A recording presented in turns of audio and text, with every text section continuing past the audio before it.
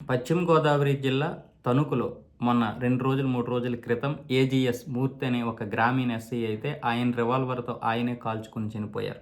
అయితే ఈ విషయం మీద ఒక సహచరుడు ఆ రోజు జరిగిన ఆ ఘటనకి ముందే ఫోన్ చేసి ఆయనకెంత నచ్చజెప్పినా కూడా ఆయన వినలేదు. ఆయన మరణానికైతే ఆ ఇద్దరే కారణమని తెలుస్తుంది. ఆ వీడియో క్లిప్ కూడా బయటకొచ్చింది. ఆ వీడియో క్లిప్ ఏంటంటే సహచరుడు "ఎలా ఉన్నావు మూర్తి? రేంజ్‌కి రిపోర్ట్ చేయమని ఆర్డర్ వచ్చిందని" చెప్పారు. అప్పుడు సహచరుడు "ఎప్పుడు?"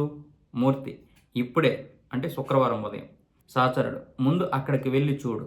మూర్తి "నువ్వేం చెప్పినా నా చేతుల్లో ఏమీ లేదు. జీవితంపై ఆసక్తి లేదు. నన్ను మోసం చేసిన ఆ ఇద్దరు సంతోషంగా ఉన్నారు. వీఆర్ భీమవరంలోనే కదా అని ఓపిక పట్టాను. ఇక నా వల్ల కాదు." సహచరుడు "మళ్ళీ ఈ రేంజ్ గొడవేంటి?" మూర్తి "తెలీదు. నేనైతే వెళ్ళలేను. రిపోర్ట్ చేయడం నా వల్ల కాదు. మనసేమీ బాగోలేదు. నన్ను ఇబ్బంది పెట్టొద్దని ఆ ఇద్దరిని ఎంతో మొత్తుకున్నా. వారు నా జీవితాన్ని సర్వనాశనం చేశారు. ఎంతో సంతోషంగా ఉన్న కుటుంబాన్ని చిన్నాభిన్నం చేశారు." సహచరుడు "లూప్ కావాలని అడుగు." మూర్తి "అక్కడేం జరుగుతుందో నాకు తెలుసు. ముందుగా ఊహించిందే జరుగుతుంది. విజయ పిల్లలను తలుచుకుంటూనే బాధేస్తుంది. మనమందరం సంతోషంగా ఉంటామని అనుకున్నా." సహచరుడు "ఏవేవో ఊహించుకో." మూర్తి "కృష్ణా జిల్లాకు పంపిస్తారు. ఒకరోజు కూడా నేను అక్కడ ఉండలేను." సహచరుడు "నువ్వు కంగారు పడి పిచ్చి పిచ్చిగా మాట్లాడకు. నీకు ఎలా చెబితే అర్థమవుతుంది? పాజిటివ్‌గా ఆలోచించు. నీకు మైండ్ సెట్ బాగోలేదు. నువ్వు లేకపోతే భార్య పిల్లలను ఎవరు చూస్తారు? నీకు అన్యాయం జరిగింది. నువ్వు చచ్చిపోతే సమస్య పరిష్కారం అవుతుందా? నీ కుటుంబాన్ని ఎవరు ఆదుకోరు? ఆ ఇద్దరు పశ్చాత్తాపం చెంది ఉద్యోగం వదులుకుంటారా? ఇవేమీ జరగవు. వీఆర్‌లో ఉన్నవాళ్ళు చాలామంది ఉన్నారు. దాన్ని పట్టించుకోకు. లా అండ్ ఆర్డర్ వదిలేయ్. లూప్ అడుగు. ప్రతి సమస్యకి పరిష్కారం ఉంటుంది. నీ భార్య పిల్లల గురించి ఆలోచించు.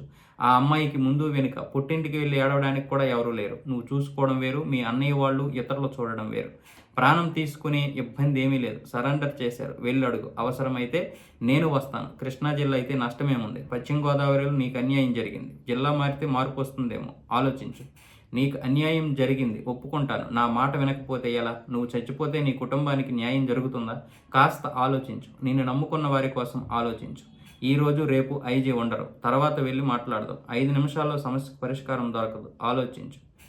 మూర్తి "నేను వెళ్ళలేను. నా వల్ల కావడం లేదు" అంటూ ఏడుస్తూ ఆ ఫోన్ పెట్టేశారు ఆయన. తర్వాత చనిపోయారు. అయితే ఇప్పుడు ఆ ఇద్దరెవరు?